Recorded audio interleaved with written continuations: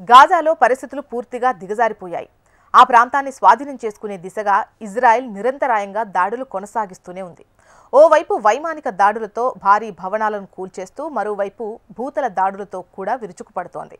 దీంతో నిత్యం వేలాది మంది గాజా నుంచి దక్షిణ ప్రాంతంలోని తీర ప్రాంతాలకు వెళ్లిపోతున్నారు.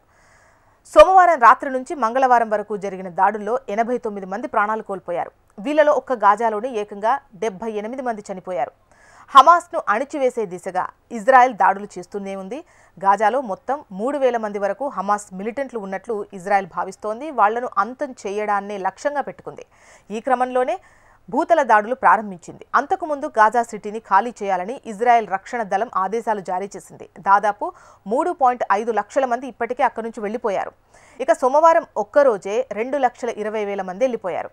ఇజ్రాయెల్ దాడులు కొనసాగడంతో వేలాది మంది అక్కడి నుంచి తరలి వెళ్లిపోయారు. గాజాలో ఇజ్రాయెల్ మారణహోమం సృష్టిస్తోందని, అనేక మంది ప్రాణాలు కోల్పోతున్నారని ఐరాసా కమిషన్ కూడా ఓ రిపోర్ట్ అందించింది. అది ఇచ్చిన రోజే ఈ దాడులు ప్రారంభం కావడం కలకలం రేపింది. ఇజ్రాయెల్ విదేశాంగ మంత్రి దీనిపై మాట్లాడారు. గాజా తగలబడుతోందని, ఐడిఎఫ్ దళాలు ఉగ్ర స్థావరాలపై విరుచుకుపడుతున్నాయి అన్నారు. తమ టార్గెట్ నెరవేరే వరకు వెనక్కు తగ్గేది లేదని స్పష్టం చేస్తున్నారు. దాడులు కొనసాగిస్తూనే ఉంటామన్నారు.